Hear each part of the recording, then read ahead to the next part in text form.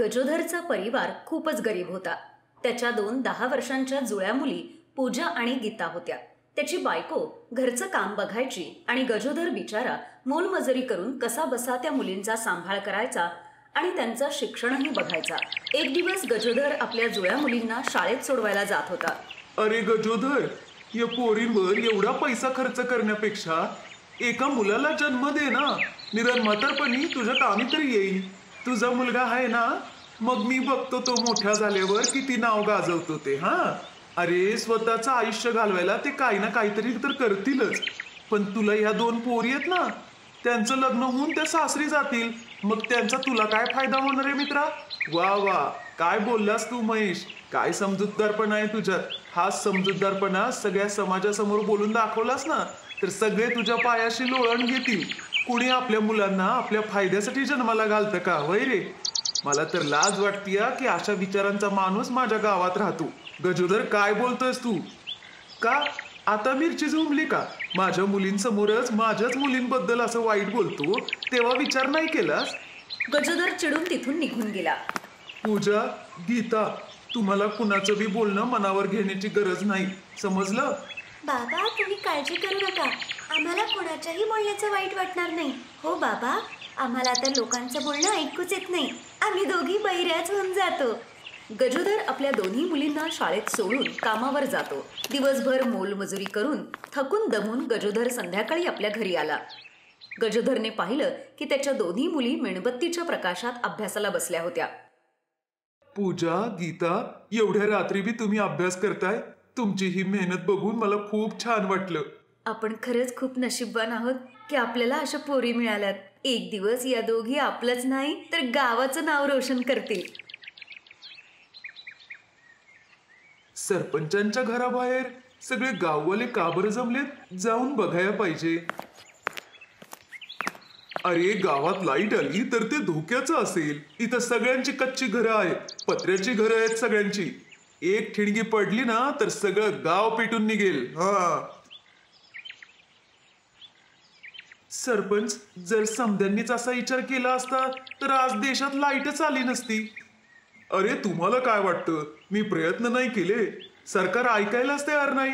यात माझी काही चूक? आता मी सरपंच आहे, प्रधानमंत्री नाही.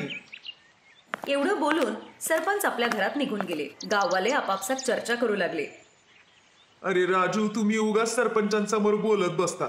अरे गजोधर, हा माणूस न दुसऱ्या कुणाला सरपंच पदावर येऊ देतो, न गावात लाईट घेऊन येतो. अरे, ती समधी मोठी माणसं आहेत, त्यांच्याशी वाद नाही घालू शकत. जो बी सरपंचांच्या विरोधात जातो तो गावाबाहेर जातो. तुला माहिती आहे ना? मग असेच काही दिवस गेले. गावात ना लाईट होती ना कुठली सुविधा. गावातले लोक मोलमजुरी करायचे आणि तरुण मुलं शहरात नोकरीसाठी जायचे. ते गावात परत यायचेच नाहीत. 1 आठवड्यानंतर सरपंचांनी सगळ्या गावकऱ्यांना बोलावलं.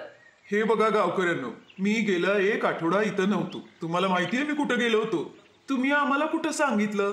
मग आम्हाला कसं कळणार तुम्ही कुठं गेला होतात ते? मी दिल्लीला गेलो होतो. तिथं मी संसद भवनासमोर 1 आठवडा उपोषणाला बसलो होतो. मी त्यांच्याकडं मागणीचा हट्टच धरला. जोपर्यंत माझ्या गावात लाईट येत नाही तोपर्यंत मी इथंच उपोषण करणार, नाहीतर इथंच मरणार.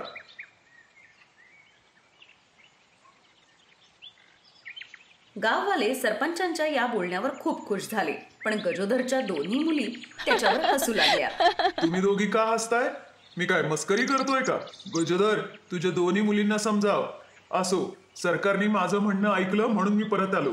पण तुम्हाला सगळ्यांना कागदावर तुमचा अंगठा सही म्हणून द्यायला लागेल. कारण त्या लाईटमुळं जर काही नुकसान झालं तर त्याचा खापर माझ्या डोक्यावर येईल. म्हणून मला सगळ्या लोकांचा अंगठा पाहिजे.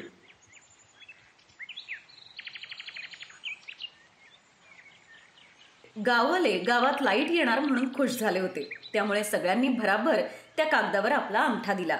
बघितलं शेठजी, हे सगळे गावंढळ रोज माझ्या घराबाहेर येऊन हंगामा करायचे. याचा परिणाम आता यांनाच भोगावा लागणार आहे. या लोकांनी यांची सगळी शेतजमीन आपल्या नावावर करून दिलीये. पण जर काही महिन्यांनी या गावात लाईट नाही आली तर हे गाववाले परत हंगामा करतील. या सगळ्यांच्या नाड्या आता माझ्या हातात आहेत. कोणीच काय करू शकणार नाही. असेच दिवस जात होते. आता पूजा आणि गीता मोठ्या झाल्या होत्या. गावातली सगळी मुलं नुसती भटकत असतात. आपल्या पोरी तर चांगल्या शिकल्या आहेत, गावात शिकवणी घेतात आणि त्या पैशातून आपली मदतही करतायत. तू अगदी बरोबर बोलतीयस बघ सुमन. बाबा, काही दिवसांनी तुम्हाला काम करायची गरजच पडणार नाही. या सरपंचांनी गाववाल्यांची फसवणूक केलीये. 15 वर्ष झाली पण गावात अजून लाईटचा पत्ता नाही. उलट सगळ्यांच्या जमिनी त्यांनी स्वतःच्या नावावर केल्या. गाववाले दिवसभर शेतात राबतात आणि तो सरपंच एवढंसं धान्य त्यांच्या हातावर टेकवतो, बाकी सगळं स्वतःकडेच ठेवतो. आपली जमीन, आपलं घर पण त्याने त्याच्या नावावर केलंय. आपण आता काहीच करू शकत नाही. पण बाबा, आम्हाला फक्त 2 वर्ष द्या, सगळ्यांची जमीन परत मिळवून देऊ.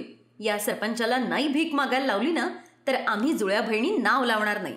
अरे पोरीनो, जसं चाललंय तसं चालू दे. तुम्ही चिडून काय बाई करायला जाऊ नका. बाबा, तुम्ही घाबरू नका, आम्ही असं काहीच करणार नाही. पूजा आणि गीता UPSCची तयारी करत होत्या. 1 वर्षांनी त्या दोघींचा परीक्षेचा दिवस येतो. आम्हाला परीक्षा देण्यासाठी शहरात जायचंय. तुम्ही दोघींनी दिवस रात्र या परीक्षेसाठी मेहनत घेतलीये. मी तुमच्या बरोबर शहरात नक्की येईन या परीक्षेसाठी. गजोधर आपल्या मुलींना घेऊन शहरात गेला. त्यांनी परीक्षा दिली आणि काही महिन्यांनी रिझल्ट आला.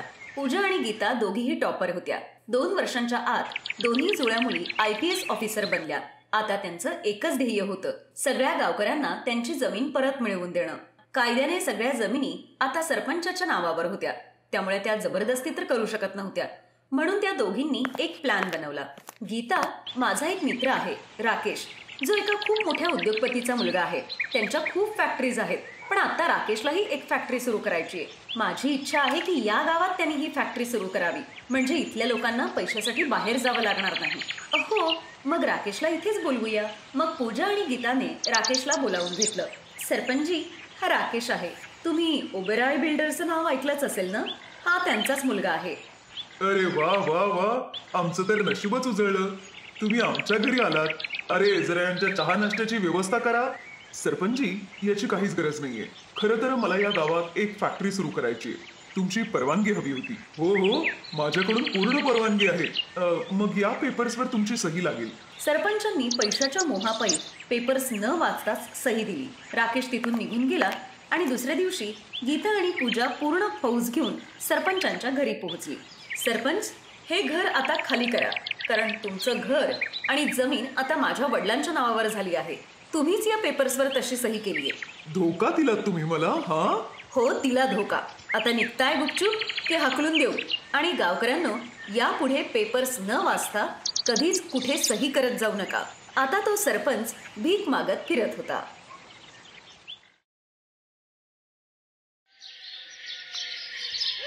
रीती, नीती, प्रीती, कुठे आहात? चला खाऊन घ्या.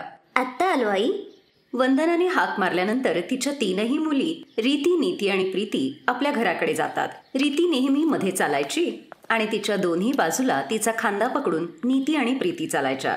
नीती आणि प्रीती बघू शकत नव्हत्या. रीती बघू शकत होती, पण ती अपंग होती. रीती कुबड्यांच्या आधाराने चालायची आणि नीती आणि प्रीती रीतीच्या आधाराने.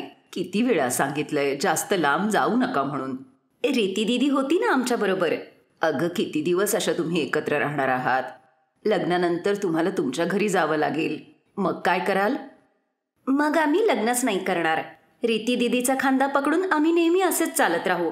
वंदनाला कोणी मुलगा नव्हता, फक्त 3च मुली होत्या आणि त्याही अशा अपंग.